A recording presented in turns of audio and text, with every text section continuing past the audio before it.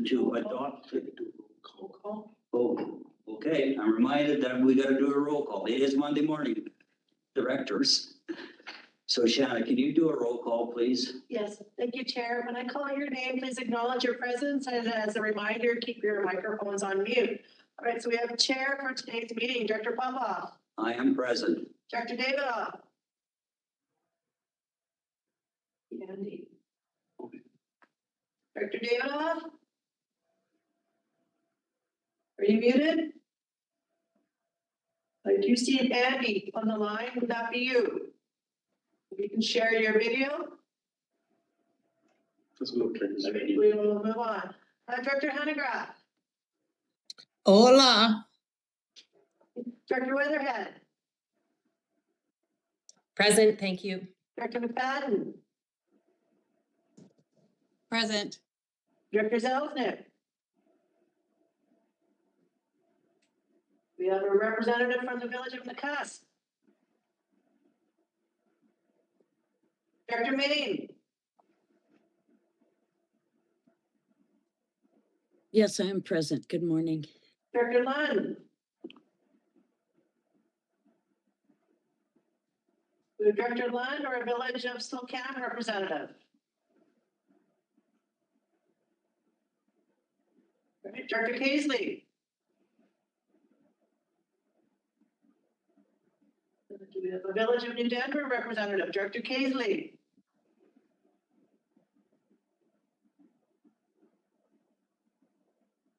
All right, do we have any other directors on the line I've not acknowledged? Director Davidoff, were you able to connect? Yeah, Chair, can you hear me now? Can you hear me now? With an echo. Yeah, I gotta get rid of another one here. We have Director Zelznick. Yes, present. I was having trouble with my internet. Thank you. Do we have Directors Lund or Casely?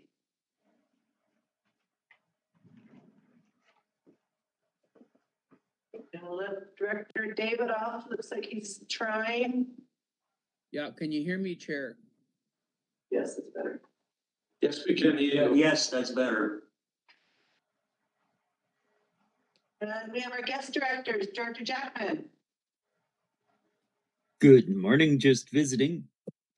and Director Newell. Present. We'll move on to staff. I don't believe we have CAO Horn. General Manager Maylaw, Present. General Manager Wolf, Present. Manager Wilson, President, and myself, Shannon Ekman, as meeting coordinator. Is there anybody on the line I've not acknowledged? I'll turn it over to the chair. Yeah, thank you, Shanna. We have a DR online. Can we get that verified who that is?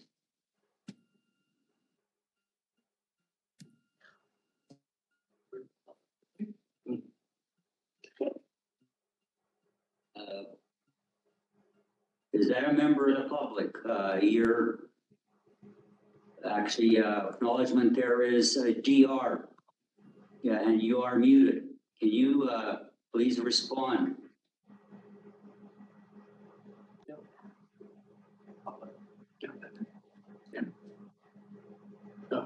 Okay, I've got our fingers up, so that's public on the line. Thank you. So we will go now with the adoption of the agenda as circulated with the addendum, and I'll ask Shauna, actually the addendum is a funding request from the New Denver Healthy Community Society. And that will be added as item 3.0, and we will renumber the rest of the agenda as the draft budget will be item 3.1. So a motion to move the agenda with the agenda addition. I see Director Main moves it and Director McFadden seconds. Thank you. Discussion. Anybody opposed? It's moved, seconded, and carried. The only person in the room, other than staff, is myself. So everybody's virtual. So we will do a different format rather than saying everybody in favor. I'll be asking who's opposed. So, and then you can either raise your hand. So I've got everybody, I can see everybody on my computer.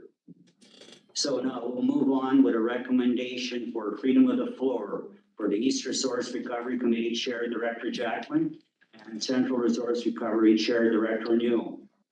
And a motion, I'll entertain a motion to give them freedom of the floor.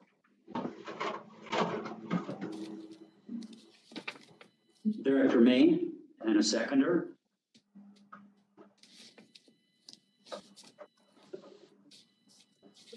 I don't see anybody seconding. Oh, Director Weatherhead, thank you. Discussion? Anybody opposed? So directors, you have freedom of the floor. Chair Popoff? Cheers. Chair Popoff? Yes, go ahead. Yeah, I'm using it already. Just to note, we punted our January budget meeting, so I'm not East Chair yet. That'll be determined Friday. It is stated that way in the minutes. Don't know if they're in the agenda. You might want to correct it. Yeah. Actually, thank you, Director Jackman. But from what I understand, you're still chair until the new chair is elected. Okay, there's no escape. Oh, thank you. So we have the minutes and they have been received. Anybody have any questions on the minutes? Okay, then we'll move in right into our draft financial plans, and I'll turn it over to our staff. Amy, go ahead. Thank you. I'll share my screen. The agenda, the budget in the agenda had yellow highlighting of any of the, I'd like to say every single change, but certainly every significant change that has occurred since we met in January 4th. So we'll just essentially breeze through those, and if there's any questions of other items that I don't address, please jump in and ask. So starting up at the top, the requisitions on number 1, when we met in January, I actually had a 10% tax increase for 24. I was able to get that to a 4% increase and still have some reserve contribution for the year. And so the other change would be in future years, the budget we looked at in January had 5% increases for each of those years. You can see that this financial plan is higher, sort of in the it's an 8% increase now in the subsequent years, and then it's down to 6 in 2028, which is a little closer to what the financial plan had in future years that was set last year in 23. So we're kind of back to a bit closer to what it was. Any questions on the taxes before we move on?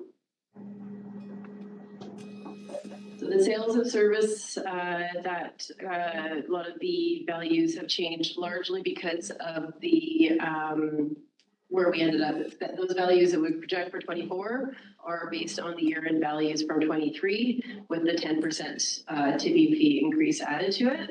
So a lot of those sales of service numbers change from what we discussed earlier in January based on where we ended at the end of the year.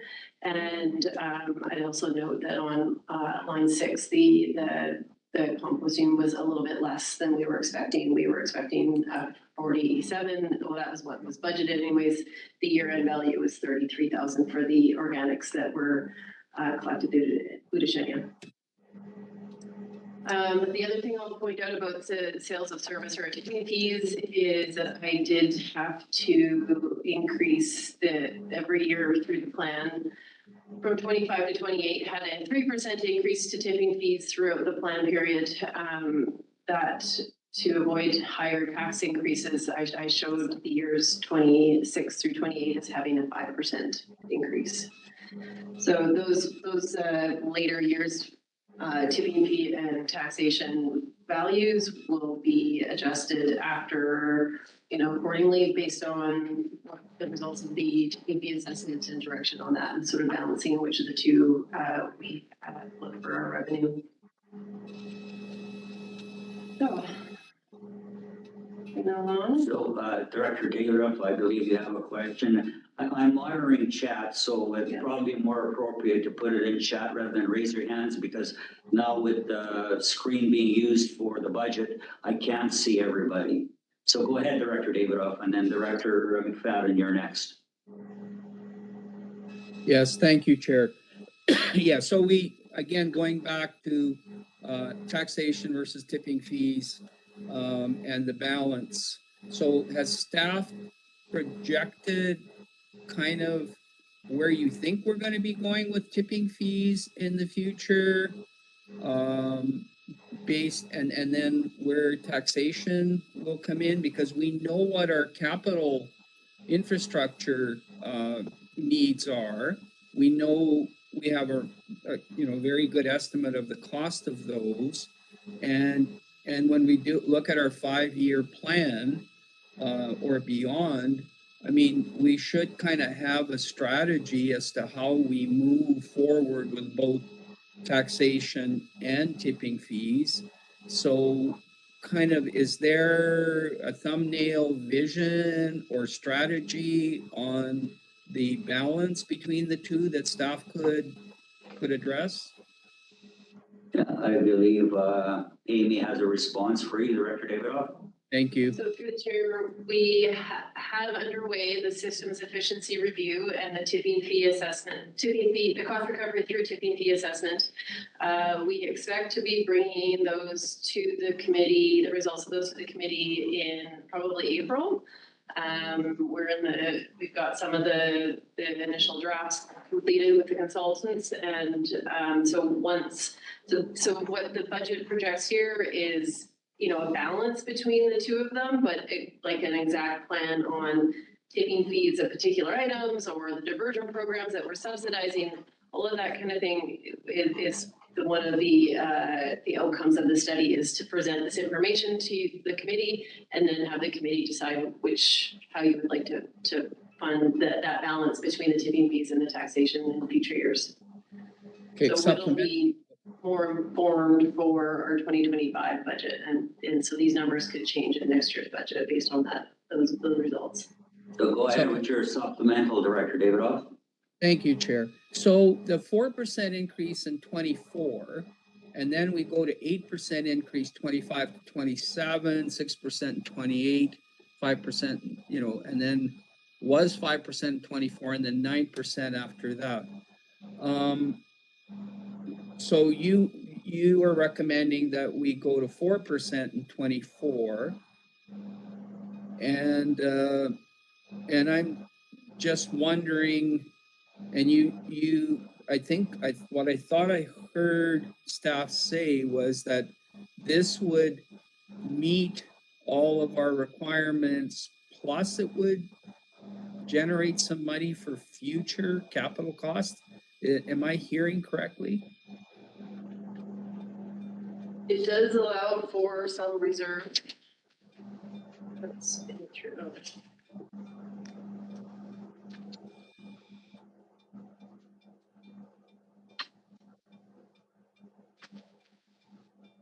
So, Director Davidoff, may I ask you a question? Are you indicating we should increase our taxation to establish a bigger reserve? Is that what your intention is? I want to Chair, my thing is understanding why we're at 4% and what is the logic behind the 4%. And now staff has confirmed that they said that the 4% will take care of our operational needs and allow us to put some money away into reserves. And then, but staff is projecting, I understand there's a big report coming, which will help clarify some things, but then next year and for the next 3 years, we're looking at an 8% a year and then a 6% in 28. So I'm just trying to understand the logic behind these percentages. And I understand there's another report coming, which may impact both tipping fees and taxation. So I'm just trying to understand, like, we're good with 4% this year, but get ready for 8% increases for the next 3 years. And I just want to understand why we're at 4 this year. That's all I'm trying to do, is understand the logic behind the increases, the way they're set up and highlighted. Maybe I can speak to that through the chair. So there's a couple functions. So first of all, we got tipping fee revenues since then that we updated, that allowed us to bring some of the taxation down from the previous projections. So ultimately, the tipping fee revenue data that we got for the later part of the year helped us in that sense. But we did clearly hear a lot of concern from directors like yourself in regards to the increases that were shown in the last draft budget presentation, in combination of the 10% tipping fee increase with the significant tax increase.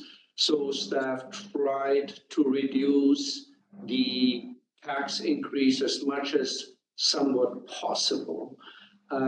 It does have, as you pointed out, higher tax increases in future years, and there's always a level of uncertainty of the unknown that we may have to address down the road. So the contributions to reserves, as you see, are not huge in future years with this projection, and staff would certainly feel more comfortable if they would be at a higher level.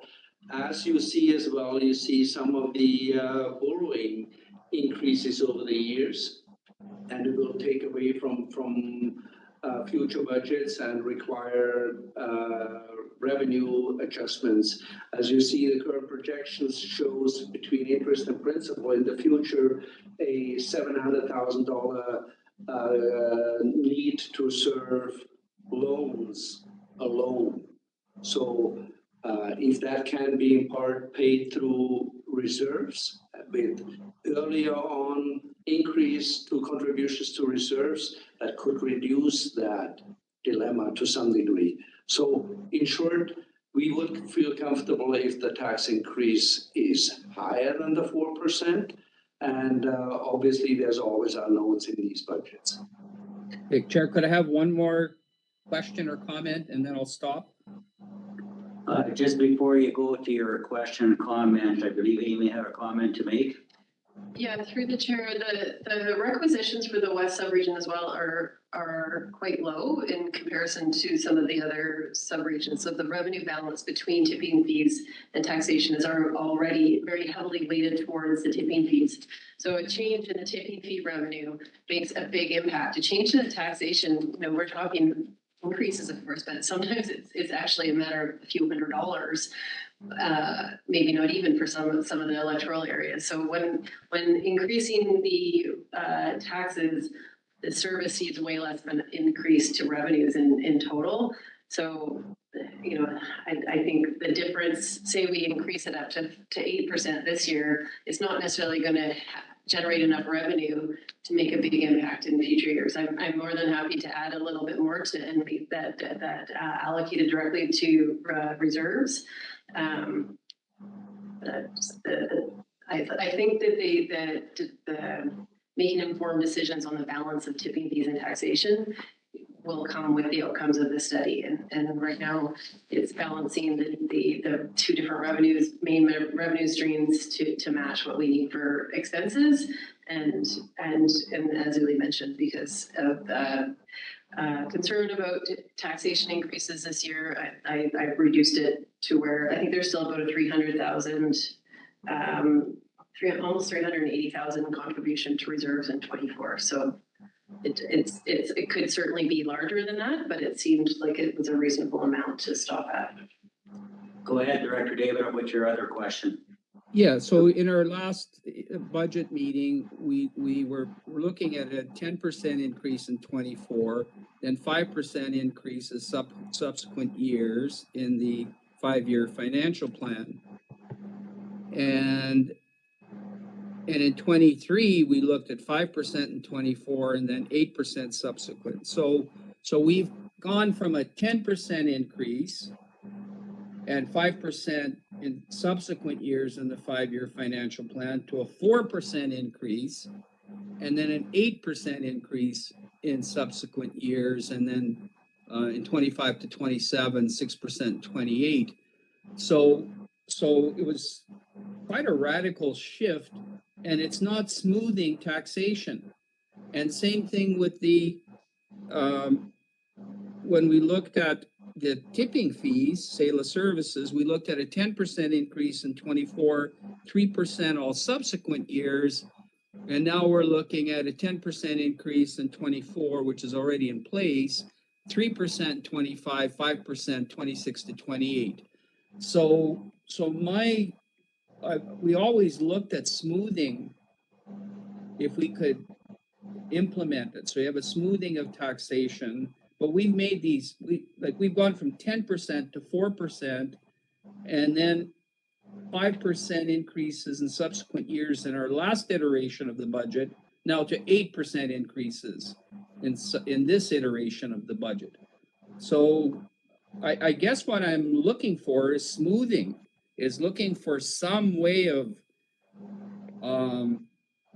smoothing taxation and smoothing tipping fee increases so that our constituents know what we're dealing with and why. And it has to do with our capital infrastructure need, which is real. So I'm confused by why we went from 10 to 4, and then from 5% in future years to 8%. So I don't know if am I the only person on the Resource Recovery Committee that has this concern? Yeah, the Director David of Manager Wolf will respond to you.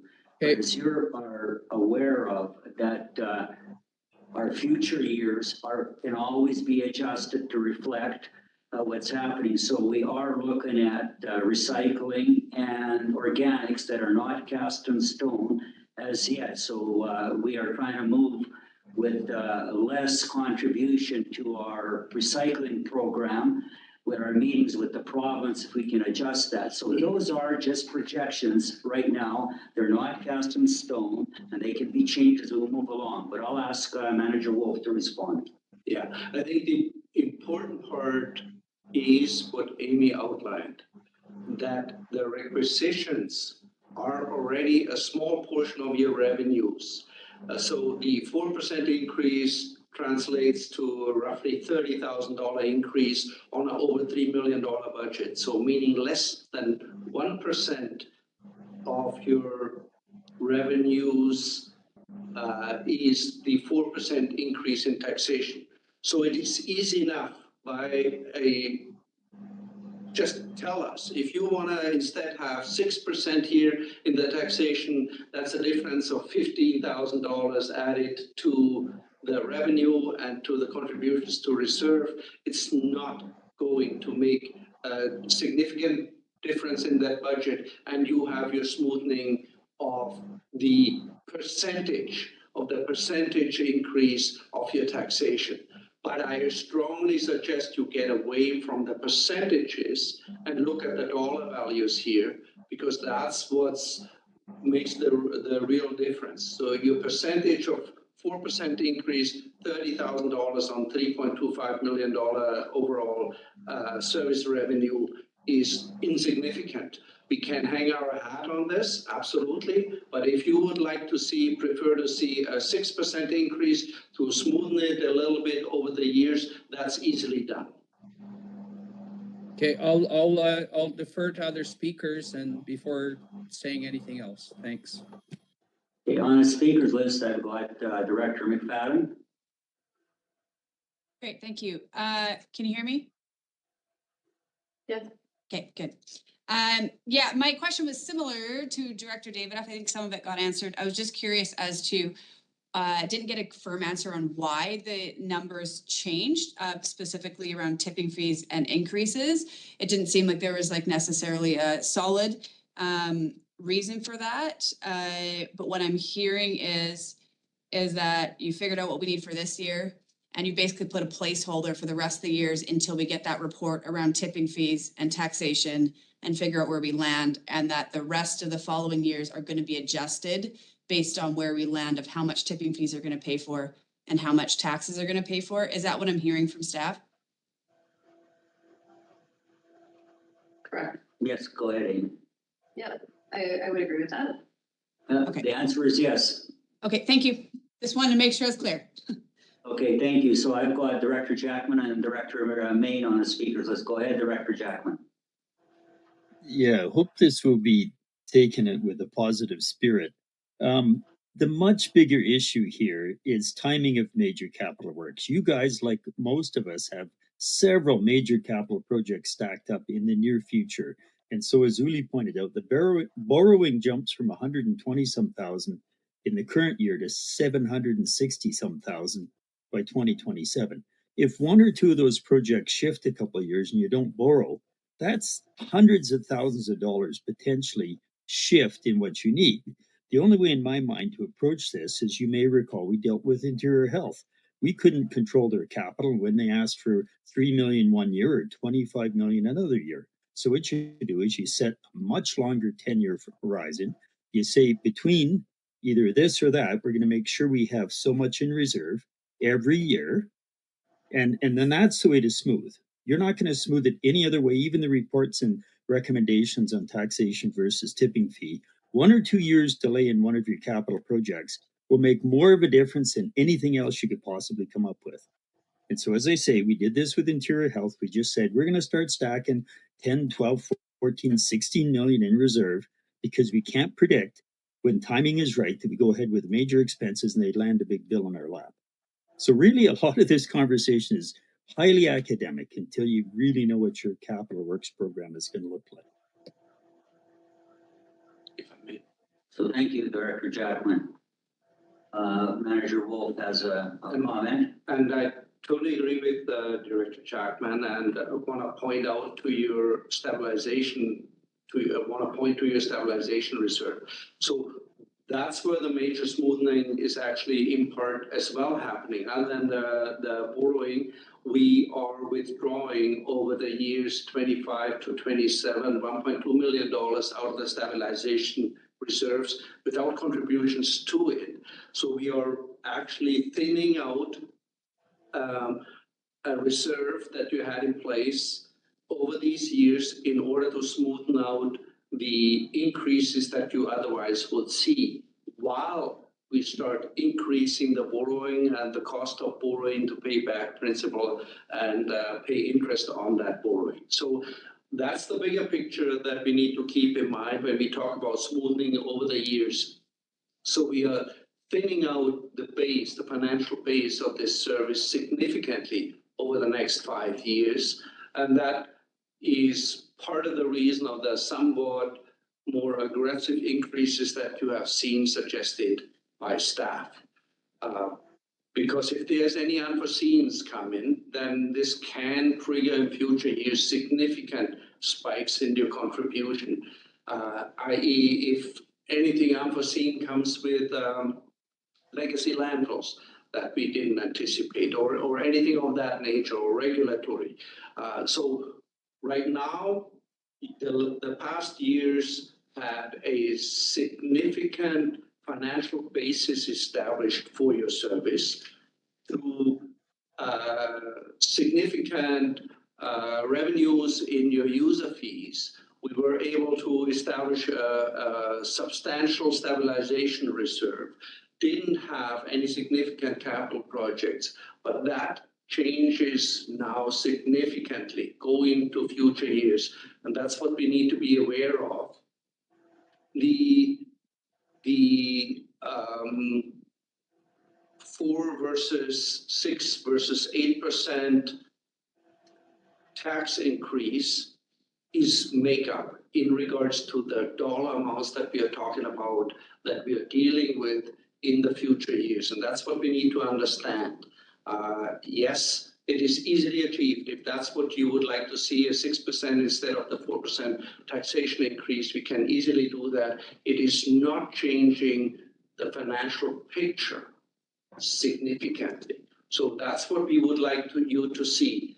The important piece in this 5-year budget, not 1-year budget, 5-year budget, is to see that we are thinning out the financial means, that we are start significant borrowing, that we are thinning out the stabilization reserve and have significant capital budgets ahead of us.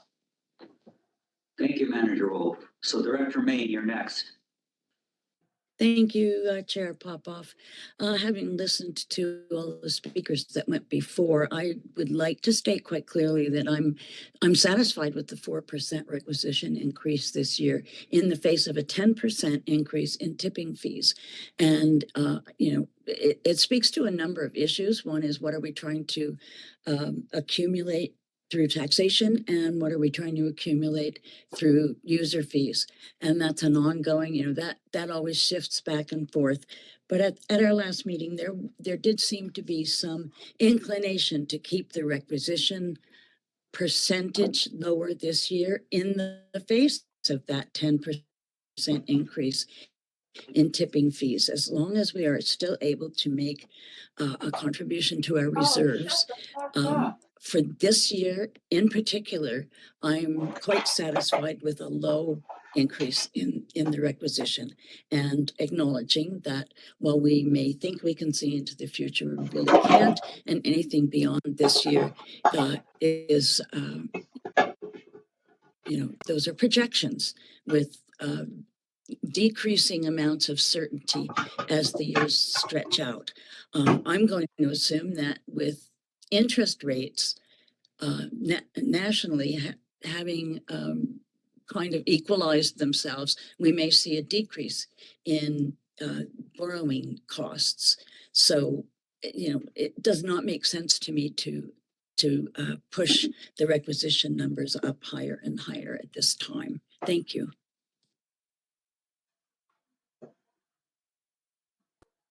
Thank you, there remain anything else? Covered sales and service, and moving right on. Thank you. And I guess to kind of address why things have changed especially since even January. One of the bigger factors in that is that the year-end values for the tipping fees were higher, so we had more operating revenue coming in. So that was one of the reasons I was able to decrease the taxes. Some of the allocation services, recycling and composting, some of those transfers actually went down. There were some minor increases in some of the other allocation services, so some may have balanced off a little bit. There was also did a further analysis of the curbside program, the potential curbside rural program, and there was more expenses than there was revenues. So so I increased the short-term borrowing, which we'll discuss in a second, to make sure that balance. And if that program proceeds, all of that would move into a different service. So there was about, I think, $30,000 that was that should have been a reserve or grant or somewhat a short-term borrowing funded rather than operating. So when that revenue was balanced with the expenses for that project, there was a little bit less required in the taxation again. And the other thing that we'll talk about as we get further down is the borrowing. That the borrowing we discussed in January, the repayment terms were quite a bit lower than what they currently are. So you'll see, we'll discuss this further on, but the borrowing costs are much higher in the future years, and that's why the tipping fee increases are projected in 26 through 28, is just because those costs are so much higher, and to balance that entirely with taxation would have been really significant tax increases, and by making increases in our tipping fees, that's where we can see 150,000 or significant amounts to help balance off that new expense that we're starting to see come in at the end of the financial year. So Manager Wolf. through the chair to Amy are the charts that you have here in your spreadsheet. That's last year's charts. They're probably not updated, but they might be still valuable if we briefly share them, the charts page that you have here.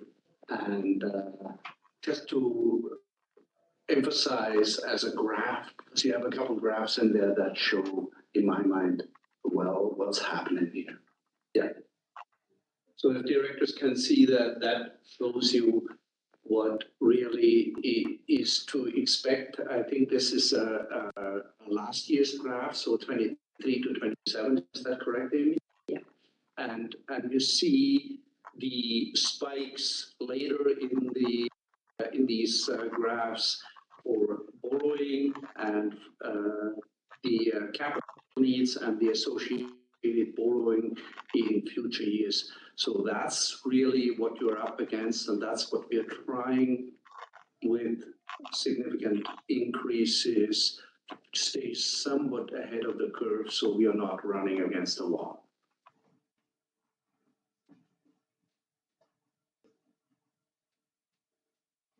Okay, so we'll move down to the next thing we modified. This is what it was on the item 23, the curbside program. So that was increased by just under $40,000 to match the potential expenses. Again, that is other than the portion that's supporting Castlegar's curbside program. That would remain in the service, but anything in regards to the rural service after the referendum, if it proceeds, all of those revenues and expenses would move into a different service. So they're here, most of it is in here as a placeholder for that program. So just to be clear, what line item were you on? Line 23, Okay, item 23, proceeds from borrowing for the curbside program. okay. Okay, so anything that I have highlighted in orange on my sheet is things that have changed since the agenda was published. So the transfer from reserves was increased to address item number 3 on the agenda. So that's inclusion of the funding for the Healthy Community Society composting program in New Denver Silverton area. So that's that. It was increased for that 14,000. The other thing that was changed since we discussed in January is this line 32 transfer from reserves, and that's using the stabilization reserves, and that we actually were using some funds to balance off operating expenses in both 24 and in 27. So in 24, I removed it and I added it in 27. So those two things were changed. So that's line 32. And then lines 34 through 36 are transfer from other services. So those were adjusted based on year-end value. So line 34 is the value that is received from the central subregion for the use of the Duchesne landfill. So that was adjusted based on the projected year-end numbers for 23 that we received, and that's the value we're expecting for 24 is just over 200,000. Then we have the revenue in 25, and that's funds should the rural program proceed, that those are funds that will offset some of that's bringing in the CBT funding for the curbside bin locking lids that are bear deterrents. So then we have the on line 36 is the funds from the septic service, S190, and I had that budgeted at I think the 69,000, and it's actually at under 3. So right now we were starting to phase that revenue out, expecting that we would be moving towards a different septic management option, but that is still underway. So I reflected it to see sort of status quo for the next 2 years, and then we'll determine what is occurring 25, 26. Director David, I would have a question. So just a sec, we've got some questions here. So we've got, Director David, I'll go ahead. Yeah, thank you, Chair. Will we be getting a report soon on, or I don't know how, well, when will we be getting a report on what the city of Castlegar is doing and whether we're going to be working with them on septic services? Just a general question. Sorry, if I may. Yeah, go ahead, Manager Rose. So is that in, through the chair to the director in regards to the city of Castlegar? Is that your question? Yeah, because we had looked at working with the city of Castlegar using their septic services, and then all of a sudden it kind of, I guess, the city of Castlegar is sorting out what they're going to do. Are we still working with the city of Castlegar on utilizing their septic services, or are we stuck now with our septic services and on a go-forward basis for the next 5 years, at least? Yeah. So the situation is right now that the city of Castlegar has to go through their liquid waste management plan before they can decide anything. We will continue to be in contact with them. If there's elements of interest in regards to septic that need to go into the liquid waste management plan, we will continue to have that discussion with the city, but there's no immediate steps that we see that we can work on until that plan is completed. What we are doing in the short term is discussions with the village of Nakusp for the northern end of the region.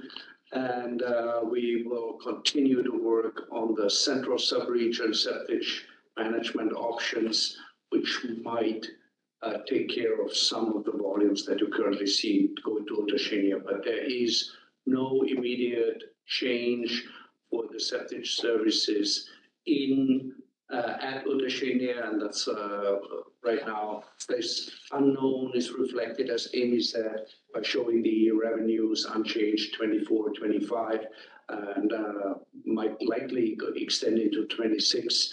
But we will continue to have that discussion with the city of Castlegar about no immediate measures for the next 2 years. Thank you, Chair. Thank you. I've got Director Weatherhead and Director McFadden next. Director Weatherhead, go ahead.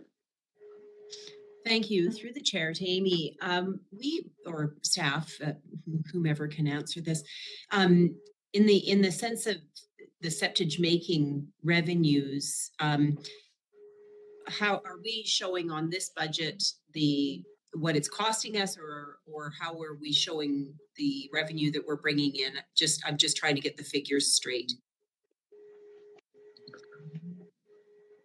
If I may, go ahead. So there is actually a separate service for West Septic Services, which does show your revenue picture.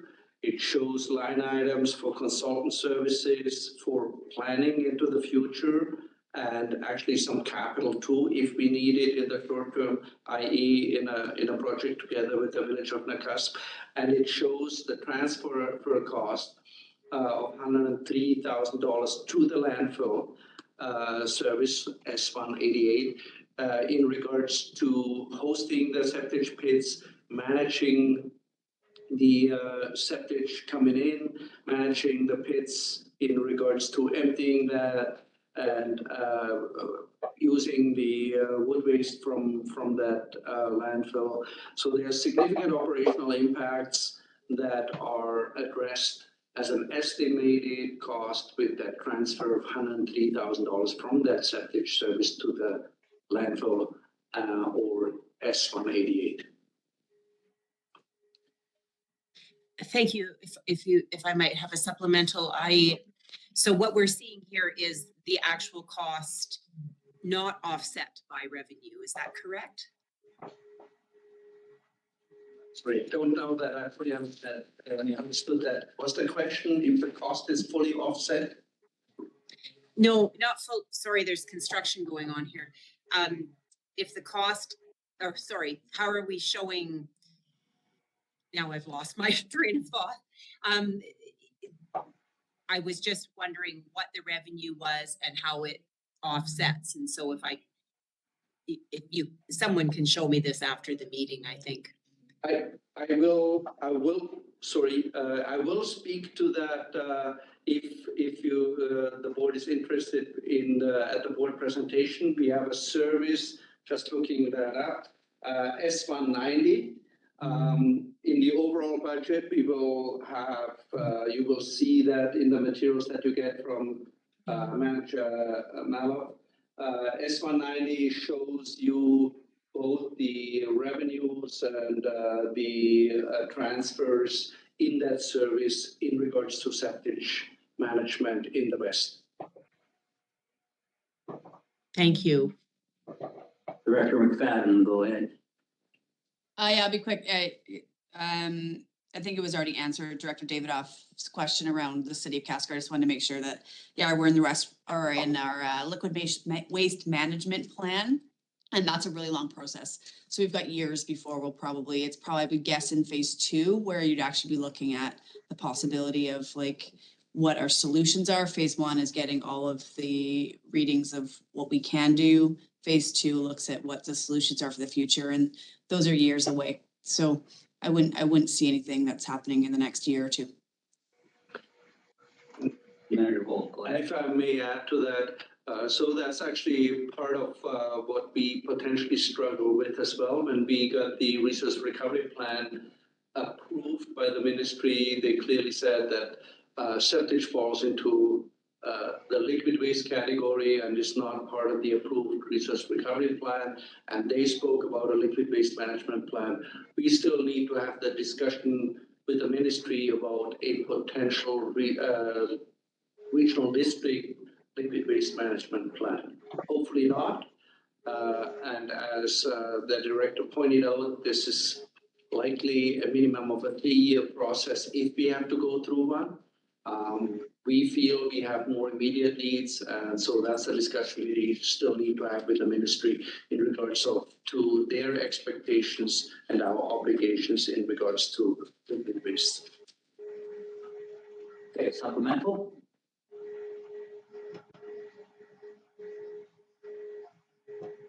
Director McFadden, are you comfortable with the answer?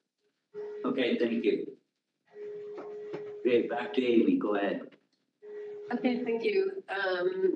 So on line number 38 there, the transfer from provisions, I just added that in as a placeholder, and there is the potential within a cusp closure in 25 that we could have some funding come from that. I don't have it in here yet. I thought it would be better to, right now it's shown as, I believe I'd have to double check what it's shown as, either financing or reserve transfer. Actually, we could look it up here. So we could adjust that next year. Closure, yeah, it's borrowing, long-term borrowing. So we might be able to reduce what we borrow if it makes more economical sense and those funds are available. So I just added that in as a placeholder to make everyone aware that that's something we could consider in next year's budget.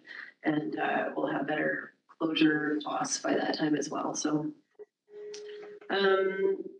the prior year surplus items, they're highlighted in yellow because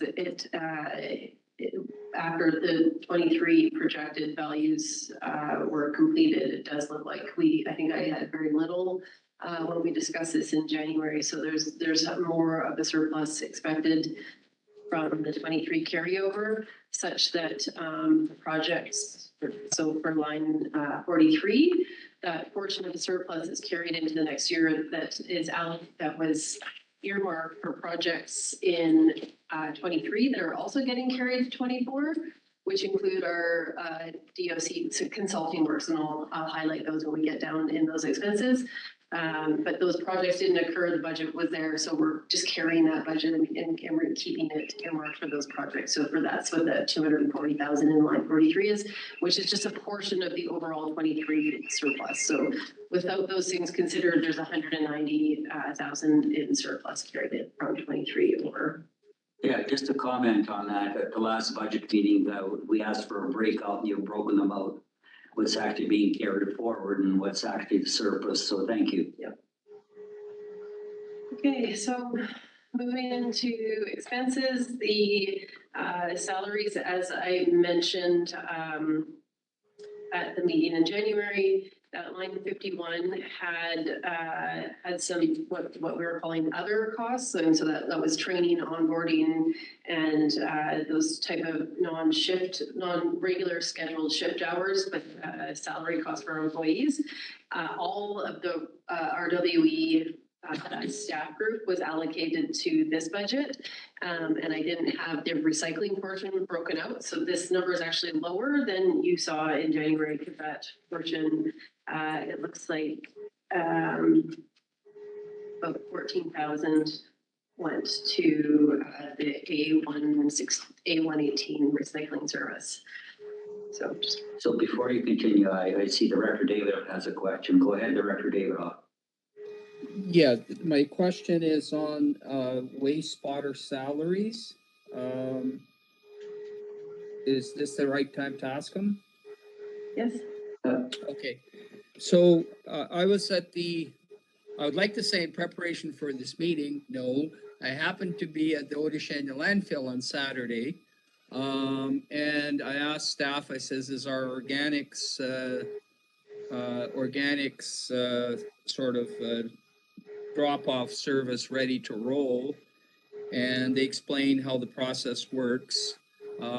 We've got a pretty substantial investment in this, but they said nobody can drop off their own organics without a landfill attendant. Even if you're dropping off one bag, you cannot do it without a landfill attendant assisting you because of the gating structure and the potential, how do we put it, safety issues that are there. So I know right now we can go to the landfill and drop off all of our, if we've got yard waste, we go to the pile and drop it off. We can drop off all our recyclables. We can drop off our own, throw our bags in. We can drop off, most metal and stuff without the assistance of a landfill attendant.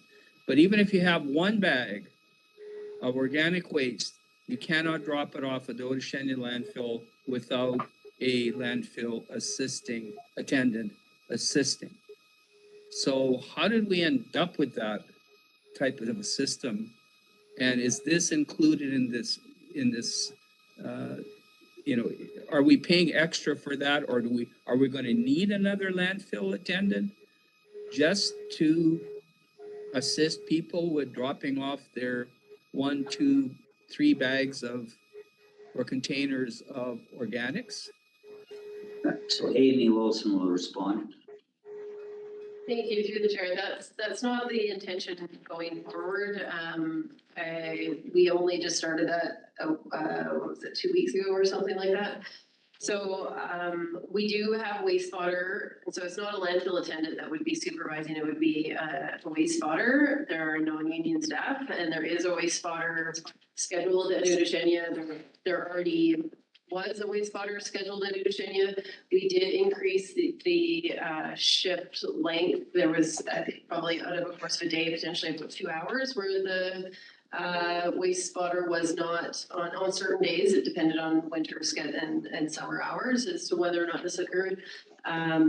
So this will now have waste spotter full time. So there is a few extra hours at Odishanya to have the organics area, the waste spotter in general. Actually, the operations contractor had also requested this for screening for all the material for the full day of waste as well. So it's not entirely organics driven, but there is a modification occurring to the gate that, so I don't know if they had an issue. I'll check into that, but that's not the intention moving forward, that they would have to have someone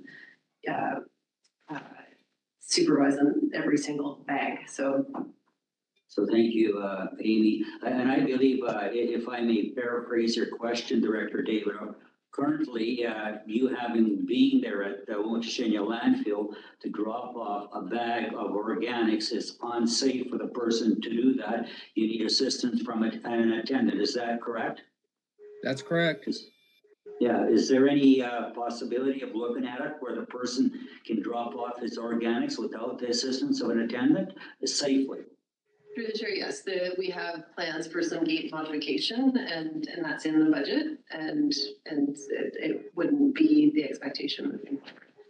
And if I may add to this, for everyone that doesn't know the facility, so the difference to the other railings for the other bins for waste disposal is that this gate is specifically for commercial drop-off. That's what it was originally designed for the materials coming from the curbside collection from the city of Castlegar. So that's a different type of gate than you see as the railings at the other bins. And that's why for residential use of that area, there's now some modifications required for safety reasons.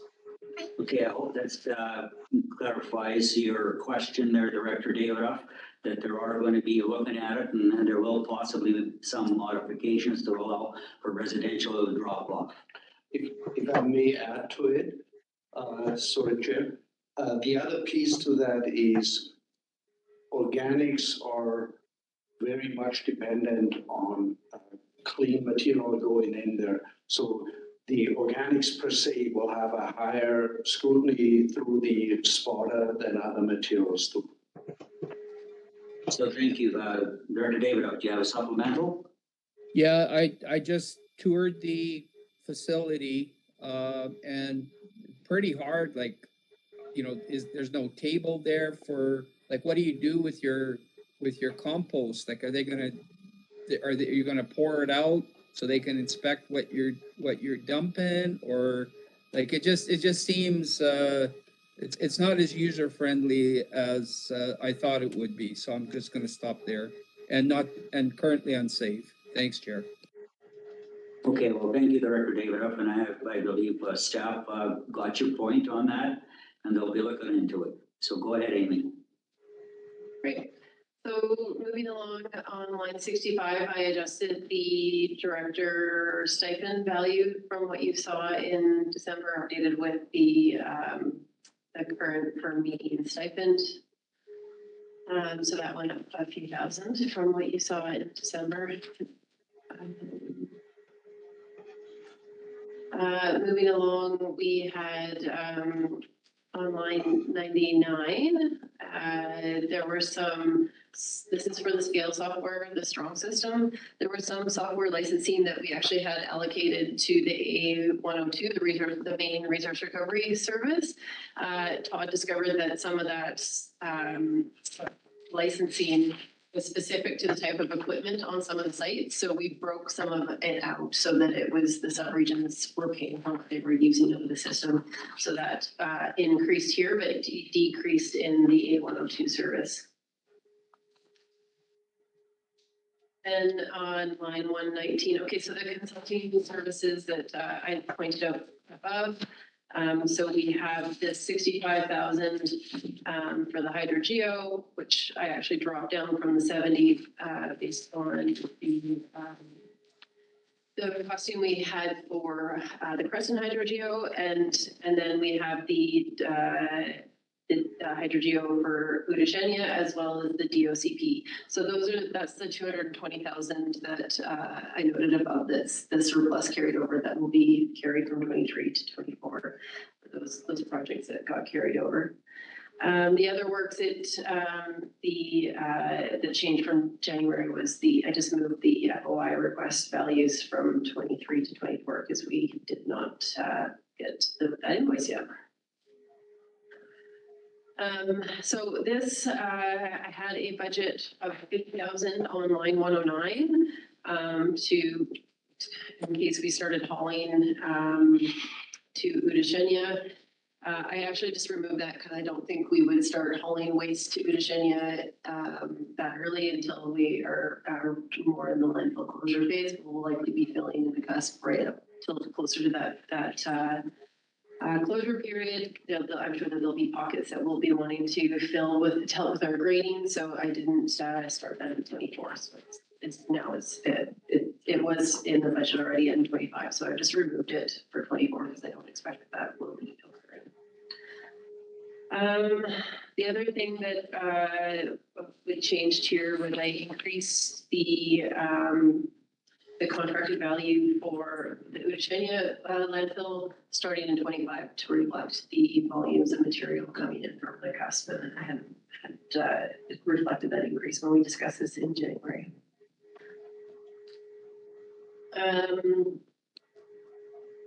The other thing that was adjusted was, or that I highlighted here, was for the household hazardous waste events.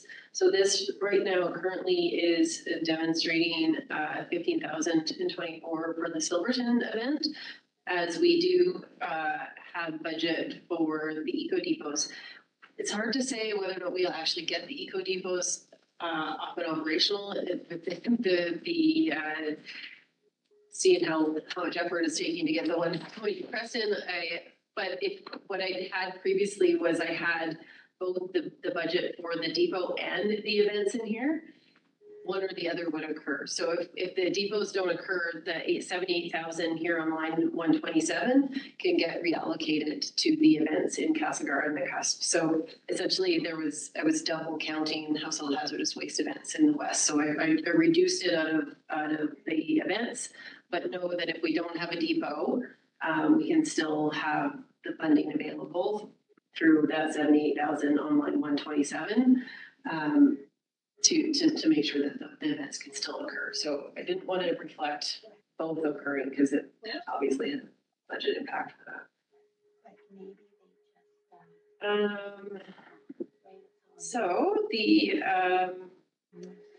on line 132, there is some Grizzly late. Those are the alternate daily cover that we use at the landfills on the active phase. So we have some repairs required in 23 that's a budget increase. And I think we had hoped to have them done in this year. Most of them got deferred into 24. So you'll see that the line 132 had increased. I just carried the Grizzly plate repairs over. And very similar on line 140, we have some on-site bins at Udashenia that we use at the tipping area, and those also need some repairs. We had them assessed, and it does look like it is they're worth repairing for the time being, and especially because we expect to have a tipping area reallocation or relocation. We could move to a different style bin, so I don't want to replace all of our bins and decide we're going to use roll-offs at the next bin iteration, or the tipping area. So for now, these repairs got moved into 24, so those items I highlighted to refine those. Okay, so this is where you're going to see a lot of the yellow highlighting. So this is the refinancing. So there were all of the funding, also all of the borrowing that we were looking short-term and long-term with finance assistance. We revised these all with new interest rates and the values of the borrowing. So those are all changed, reflecting that update. So what you see is substantially over what we had in January. There were a couple of the larger items in 27 and 28 that were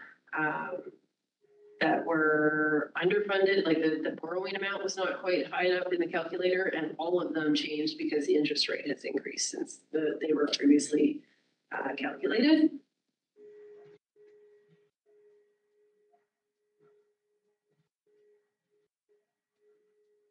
So this orange shows some of the things that have changed since the agenda was issued. So the line 183 is adjusted to, that's our contribution to reserves. So the, essentially with everything else that was stabilized when I adjusted some of the other items, this is the line that I adjust to help balance.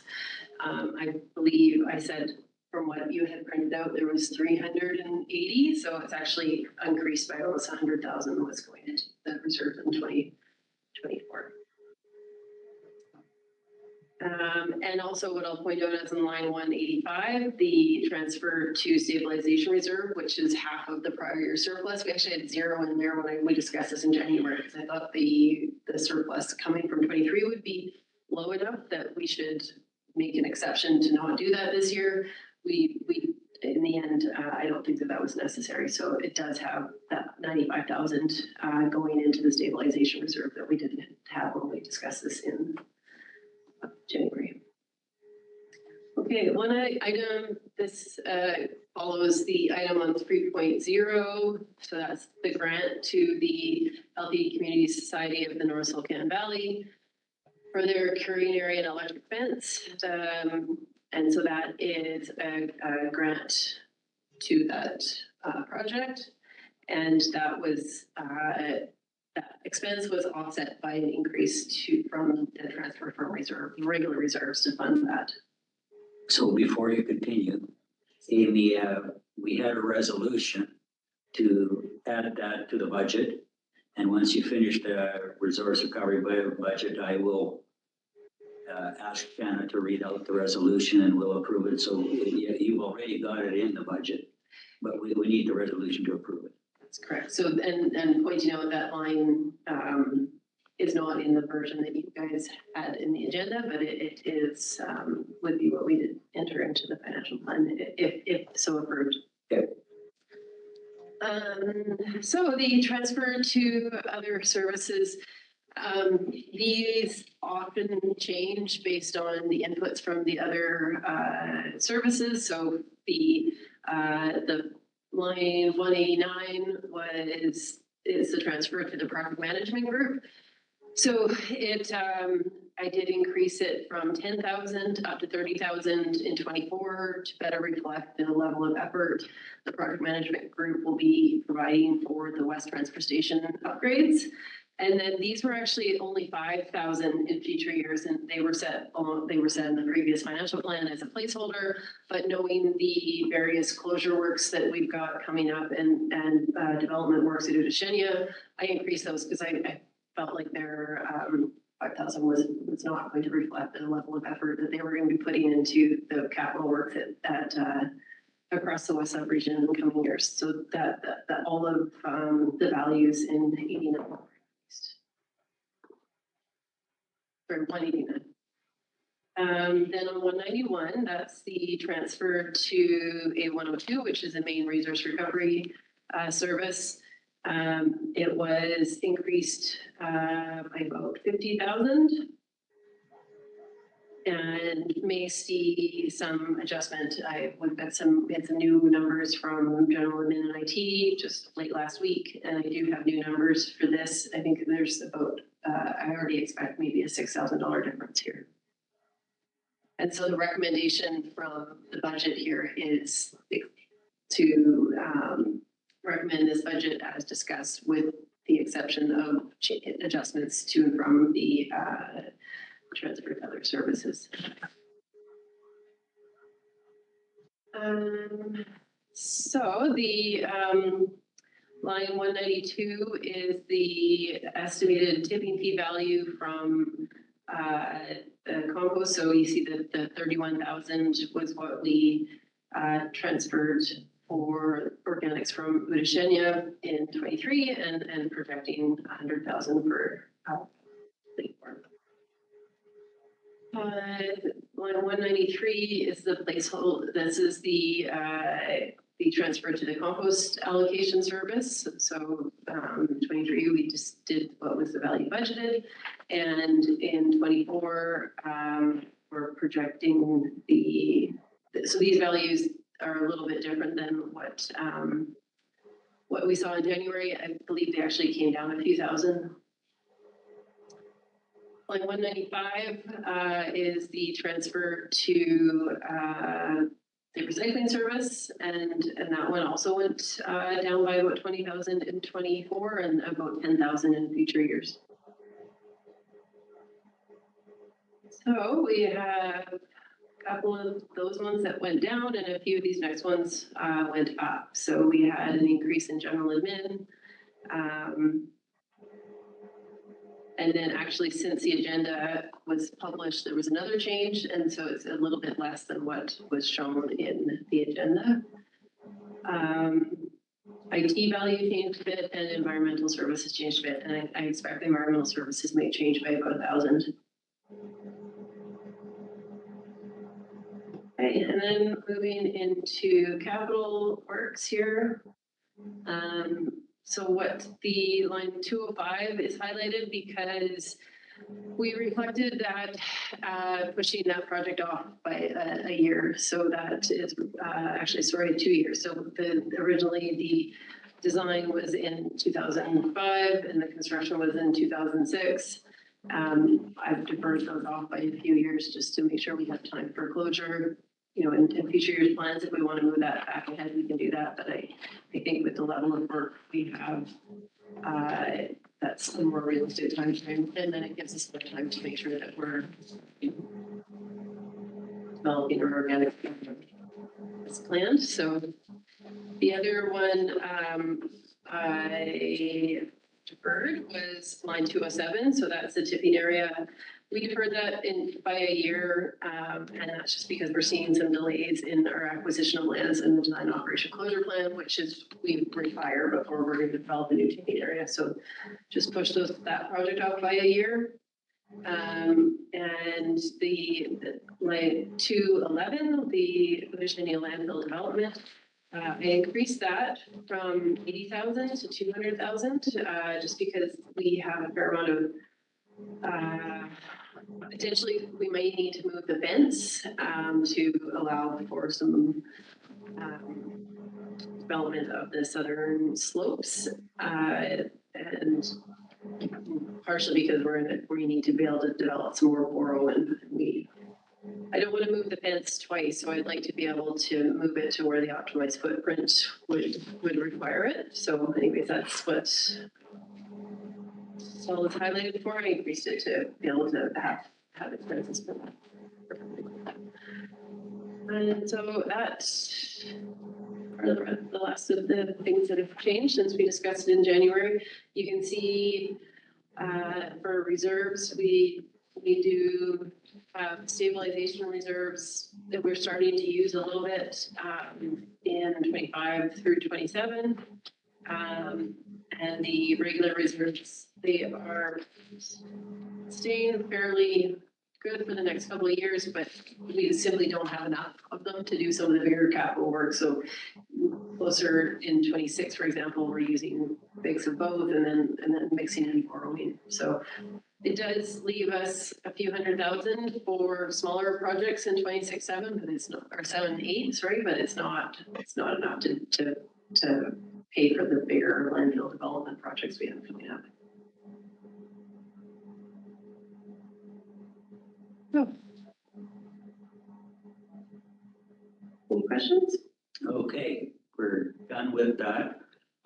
Director Davidoff, I understand you have a question. We'll go with your question. And after we finish with all the questions for the budget, I will ask Shanna to read the resolution to add that Healthy Communities request to the budget. Go ahead, Director Davidoff. Yeah, so I just want to thank staff for walking us through what is a complicated budget. It's it's almost like you know, you're following when you sing a song and you see that bouncing ball, and like the ball bounces all over this budget, and it's really hard to track. And I've been doing this for a few years, and as have other directors sitting around the table, and it's and I apologize to staff if I asked too many questions, but really trying to understand it, and it's years and still have questions about how all this stuff fits together. And then of course we've complicated things by having our A services, you know, our that we're doing together, and then the relationship and partnership with Central and Compost. Like this has got to be one of the most complex budgets to understand, and I hope there's somebody at the table who's not finding this complex, but I just want to be honest about that. Sometimes we may ask questions and maybe they're silly questions, but we are trying to understand, and thank staff for their patience with some of us and all of our questions. I just want to go back to what we started with, like if there's somebody willing to make a recommendation to go more than 4% for smoothing, I'm not making it, but I think that's the only thing outstanding right now is that do we move from 4 to 6 or 5, from 4 to 5 or for smoothing? Or do we leave it as is, wait for the kind of the report to come on the taxation and tipping fees and then do something next year? So that's my only thing that I'm putting out there. I'm just gonna, like, I'm not making a recommendation beyond what staff has recommended, but I guess I leave it open to any director to do that. For me, that's the last order of business before we move on. Thank you, Chair. Thank you, Director Davidoff. I'm monitoring the chat, and I don't see any director willing to make a recommendation to increase taxation. So thank you, Amy, for the presentation on the budget. And now we'll move to the recommendation. And if Shanna can read that out. That the West Resource Recovery Committee approved the inclusion of $14,540 for the Healthy Community Society of the North Spokane Valley toward building the new curing area in Denver and installing electrified fence sections. And further, that the costs be paid from service S188 West Resource Recovery as follows. Increase grants expense account by $14,540 and increase transfer from reserves revenue account by $14,540. Thank you. So if I can get a mover and a seconder on that, and then I'll speak to that. So Director Main moves it and a seconder. And Director Handigraff seconds it. Thank you. So just by way of explanation, if directors that were present at the last budget meeting that we had, we had a delegation that did a presentation and presented this ask because our policy does not allow us to entertain a delegation and have the delegation's request moved at that same meeting. So this is why it is at today's meeting. So I'll open it up to discussion. Seeing no discussion. Anybody opposed? Seeing no opposition, carried and will be included in the budget. Thank you. So we'll move on to the next item in the budget, which is recycling program. Amy.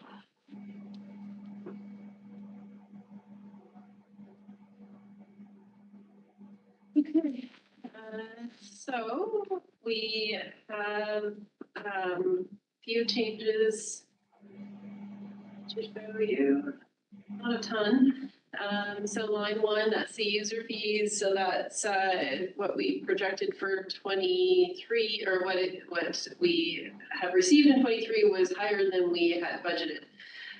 So the future years are adjusted based on that that year-end value for 23, and I will be bringing a draft letter to joint in February to ask for some clarity and direction on a letter to the ministry about EPR programs, and have reached out to Recycle BC about their incentive review, and it sounds like it has more consultation to come this year, but there actually is an intention for a new incentive plan for January 1st, 2025. I haven't really reflected that because I don't know what it would be. It might be minor, it might be substantial. So but I haven't adjusted, but just to let everyone know that that is something that we could see in next year's budget.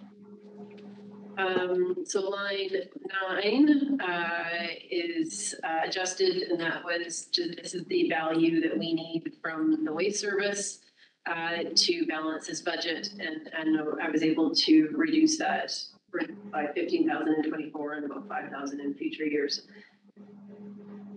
That might adjust, that might change again, based on the A100 and A102, but I think it is reflecting the new changes to general admin and IT already. So could be a bit of adjustment still, but that's, I think it's a fairly minor amount. So the salaries, this is what, since we discussed in January, I added in the other costing, the training and onboarding that was previously in S188. So that was a change from what you saw in January. And we had that the value that we discussed in December and January was a bit higher than where we ended up in the projected year end. Still higher than budget, and some of that I think is because we had some people on paid leave in the West Side region. So I believe I reduced the overtime since we were in January. The director's value were adjusted, as I mentioned, in the waste service. And the cell phone on line 36, the communications, those are the cell phones for our field staff allowance, and they it was just updated based on the year end for 23. So line 44 was adjusted. I had, again, based on the year-end values, and I had it originally at a 10% increase because of the contract renewal or a new procurement of a new contract. It's projected to occur later in the year than expected, so I actually moved the increase for 24 down to a 5% increase. So, and the 10% remains in 25. So that adjustment since we spoke in December. The rentals value was reduced since we met in January.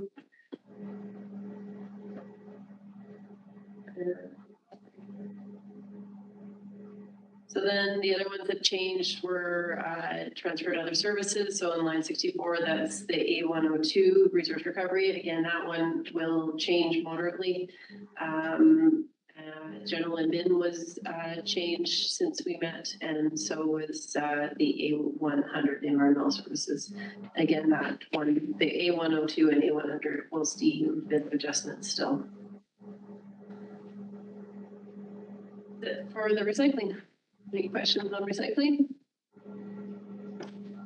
So I see, okay, I see somebody jumped into the chat, and it is Director Jackman. Go ahead. Yeah, thank you. Something I haven't asked about for a little while, but on recycling, I don't have a good handle on what your volumes and the mix of your materials are. Old corrugated cardboard, though, we had talked in the past about the incentive paid versus whether it's loose or versus being baled. Are you guys collecting a volume that's worth baling? Are you baling already, or have you considered it in the future to compress it and ship it and then maybe get some real money for it? Where does that stand with your volume of old cardboard? Chair? Yes, go ahead. We're actually investigating a baler for the Groman Recycling Depot upgrade or expansion. I haven't had a chance to speak with them yet, but I have a contact from Recycle BC that operates them, so I can get some information on some of the ongoing operating costs for having a baler versus the change in incentive. And actually GFL is very keen for us to get a baler at Groman. I feel, from what I understand, they may actually pay for the baler, but then we would be paying for the staffing and electricity and things like that to keep it operating. So it is something we're investigating there, and then we'll use that information to determine if it's worthwhile to place other, because it does need to be protected. It would need staff, it would need power. So we have to do this analysis on the ongoing cost versus the increase in incentives. Supplemental, if I could, Chair? Yes, go ahead. Yeah, so I mean, that's quite interesting, and maybe Groman might be sufficiently close to Udishinya or some of the other sites to make it worth moving material to bale at one site. But then also, are you gonna look, do you think, into sort of if there's a business case to help the smaller businesses that can't afford it, like a Safeway or a Save On Foods, they can bale their own cardboard, or a Walmart. But a lot of the in-between size businesses, not the tiny mom and pop, but the ones in between, even Great Creek Store, they manage a lot of cardboard, and they would probably use that kind of site and haul directly to wherever that baler happens to be. I mean, there's a possibility. Is that part of what you might look at, to actually expand the level of service to some of our commercial operations? Through the chair, I guess we'll just see what kind of information we get out of this one in our location, and then from there, see if it makes sense to expand it elsewhere. If you may, Chair. Can I? Yes, go ahead. I'm sorry. Yeah, I mean, it won't change much from what we have right now. We have the ICI bins here in the Nelson area at Lakeside Drive, conveniently for businesses. I don't see that anybody who is, for convenience reasons, subscribing to a cardboard bin would switch their behavior. So I don't know that a baler would make any significant differences in regards to business opportunity for cardboard recycling or fiber. Thank you. So I've got Director Zelznick on the speaker list. Go ahead, Director Zelznick. Yeah, through the chair to staff. Can you explain what the rentals are for $12,000? I wasn't sure. What does that encompass? Through the chair, those are the leases for the Crescent Valley and Winlaw recycling depots. Okay, thank you. So let's just check the speaker list again, see if there's anybody else on there before we move on. I do have a question, if I may. We are doing a transfer to East and Central Resource Recovery as part of our incentives, right? So what is the total incentive that we receive for West, and then the amount we transfer? I should have asked those questions when you went through it.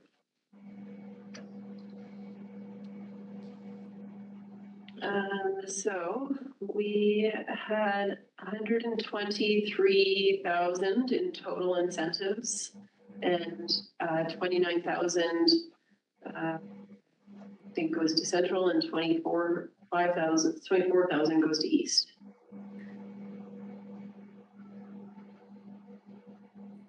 Okay, so 54,000 in total, split to the other sub-region. okay. Just for general understanding, so not to look at the percentage of funds you receive, but you would have to look at the lower cost of operations of not having satellite depots, but more core depots, right? That's the advantage the Western sub-region has over the other two sub-regions. Thank you. I just wanted to ensure that I fully understood, the transfer and the amount of incentives that were received. So in other words, we're not getting enough incentives, period.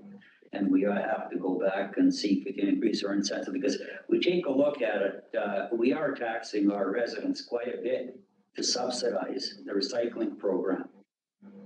That's my only comment on that, and that's just a comment, not a question. In fact, this is the biggest portion of your taxation that you collect is going into this program. So staff and the chairs of East, Central, and West Resource Recovery, we will have to go back to the province and hopefully get them to increase the incentives. So that's something for us to put in our work list for 2024. Anyways, we will continue. Chair, if I may, please. I rarely asked. May we have a 5-minute break? Oh. because it's only staff here and no other directors, I completely ignored the break. So we will take a 10-minute bio break. Thank you. And we'll be back at, what time is it now? It's 10:37 now. 10:47. Too much coffee this morning. We're gonna be asked. Okay, I'll meet.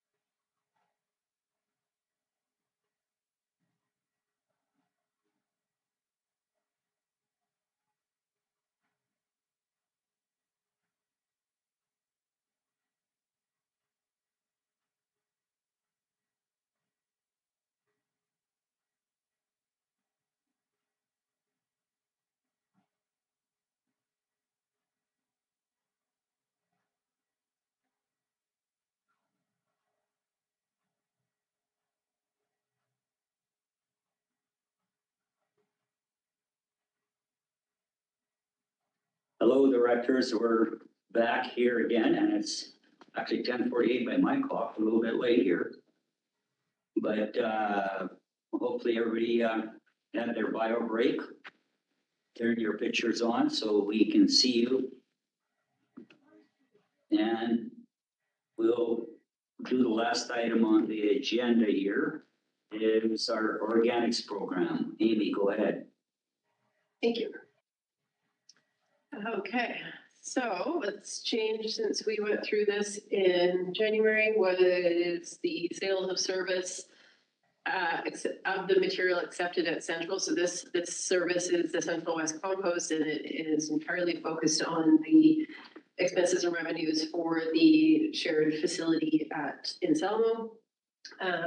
So the tipping fees received at the site, this 14,000, I had 20,000 projected in there, and it ended up being 14,000, and that's the value.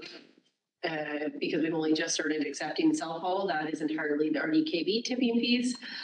Their project was a little bit delayed. Originally we had a 60,000 with an earlier year start, so that was reflecting our actual year ends. The transfer to other services has changed. The line 15 and line 18 is the 50-50 split of the expenses for this service with the outside of tipping fees. And so you can see that during the 5-year plan, it does eventually get down to under 100,000. With our aim here would be that there's cost recovery. You know, right now we have the organic tipping fees fairly heavily subsidized, and we're still very much in the infancy of this service. Now we've only got a few months of operation, so I think we will have a much better understanding in a year or two's time when we understand the revenues and expenses more precisely, but we're starting to get some of these numbers in from the last few months of operation. So the coloring in orange is updated since you, since I issued the agenda last week, or we issued the agenda last week. The stuff in yellow is the differences since you saw it in January. So the 31,000 on row 17 is the value of tipping fees collected at Udasheni and then transferred over for processing of that material. And because it was less than the budgeted value, the subsidization value increased. Okay, so again, the director value change that was reflected in all of the services. No change to much else. I did change the on line 59. There's 8,000 for the tires on the loader. That was to occur in 23, and we've only just got them on. So they just moved that value over into 24. There was some adjustment to the utilities and vehicles account. There's some of the actuals were quite low, and so we have to get the Ortis bill reallocated here, so that's why the projected values are fairly low for 23. And so that was just changed since you saw it in January. Not much changes elsewhere, so there was an adjustment to the other services. So again, the A102 service, resource recovery, was changed since we last met, and it was updated since the agenda was published. And again, the A102 and A100 will still see some minor adjustment. General admin was updated since the agenda. IT didn't change, but it did change since we met in January.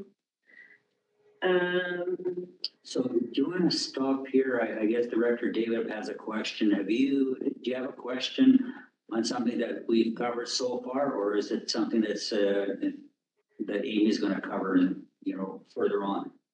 I can wait till the end of Amy's presentation, Chair, and then ask the question. Okay, go ahead. Yeah, through the chair, I'm done. So that was it. that we hadn't discussed the last time we met, so other than that, that's the service. That was pretty quick. I tried to follow you through there or whatever, but anyways, Director David, go ahead with your question. Yeah, I did follow and I thought Amy was done, so that's why I put my name up there, so pretty close. Thank you, Chair. So my question is this, is that, so to staff, so 2024 will be a year where we should have a really good picture of our tonnage. Everything should be working. We've got our Castlegar facility up, our DKBs will be in full speed. We've got all our compost transfer station stuff in place. And Nelson's situation is, is unchanged with, what they're doing with their compost.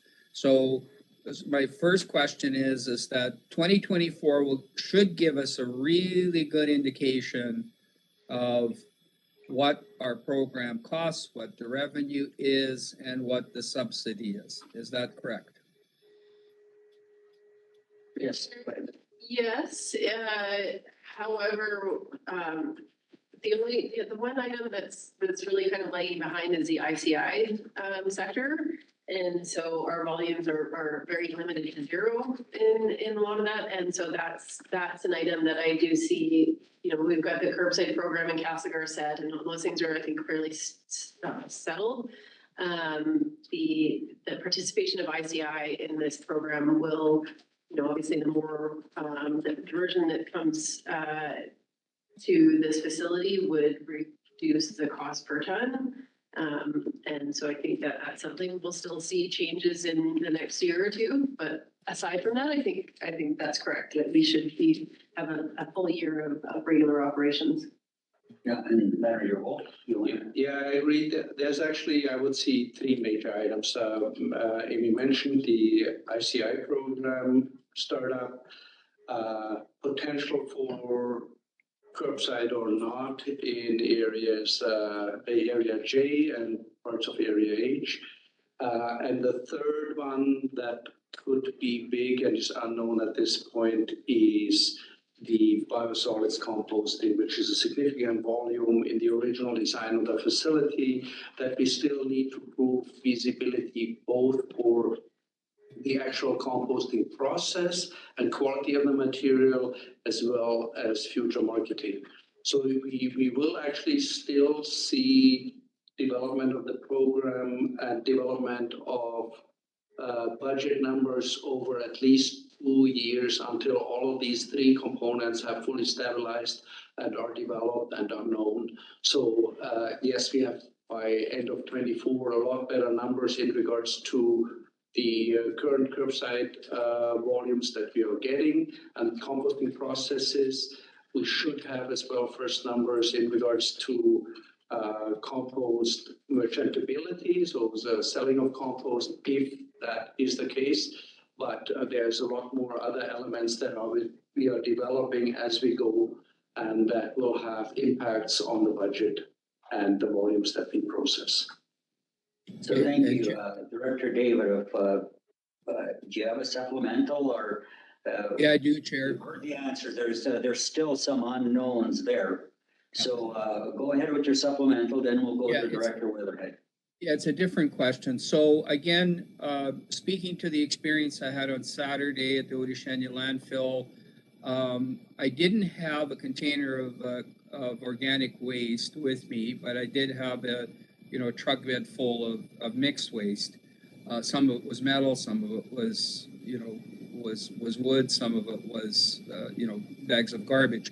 But I asked the attendant, I says, if I came with a container of compost and it has a different, I says, how would that be processed? And she said, if you only had one container, like if you have a couple of containers, if you have, say, 3 or 4 small containers, what would happen is that we would have to weigh it differently because the rate would be different for compost. It's at $80. compared to mixed waste. So is that really how it works? Like if somebody comes with a mixed load, organics and, substantial organics and mixed waste, would there have to be two weighing processes? Like I'd have to go through the scale twice? First one, dump off one of them and then come back for the other one? Because that kind of was what I was told. Is that how it works? I believe we have an answer for you. Go ahead, Amy. Thank you, through the chair. We have a pilot in place at the moment where if you separate your if you're bringing garbage and you sort of separate your organics, that first container of organics would not get charged.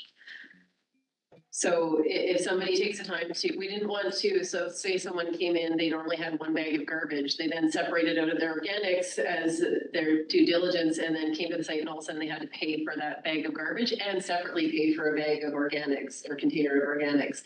So this pilot is though that if you've done the work to separate it and you bring in it, that you wouldn't get essentially penalized to have two different material types. So that first bag of container of organics would be free. That's the case with any of our, if you come with a separated load and you're able to unload different materials, you can go through quickly and just get it charged at the highest rate of the material that you have, or you can go and unload those materials separately and go through the scale and get them all charged separately. So if you had more than a single bag of organics and you wanted them to be charged a different rate, you could go through the scale multiple times and get charged to different material rates. Our new scale software, I believe, has some ability to make load assumptions and separate them so that we don't have to have people go across the scale multiple times. I don't know that we've been actioning that one, but yeah. Okay, thank you, Chair. Thank you. So it's more or less work in progress and we'll be adjusting as we move forward. I see a nod here. So any further questions on the budgets? Hey.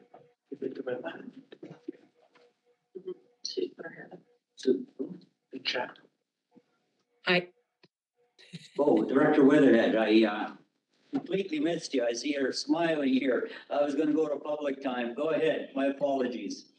Thank you so much. Through the chair, this was just more of a general question on the point made about the biggest portion of taxation is on recycling.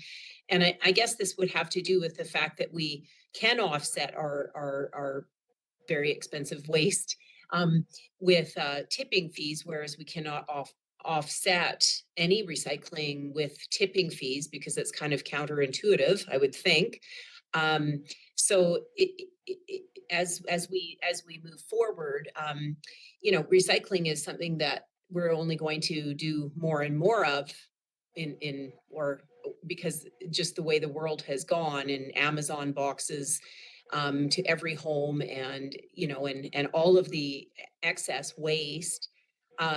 So it comes down to reducing, yet our fees of recycling are going to, it sounds like they're going to continue to be a very expensive burden on taxation. Have I kind of got this? Am I looking at the big picture of this correctly?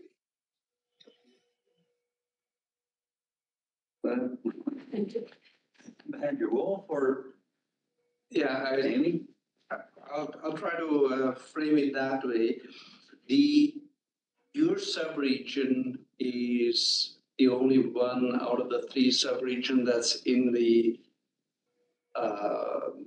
comfortable position that your taxation is actually not even paying for all of your diversion programs. If you count for recycling, if you count for the organic subsidization, if you count for wood waste and any other materials, currently your tipping fee is helping to support some of your diversion program cost.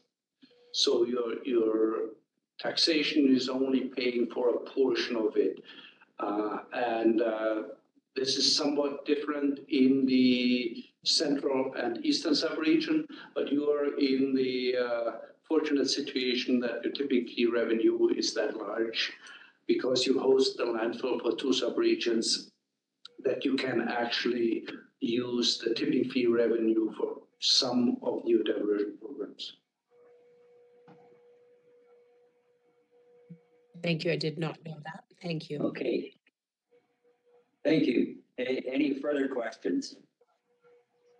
Okay, we'll move on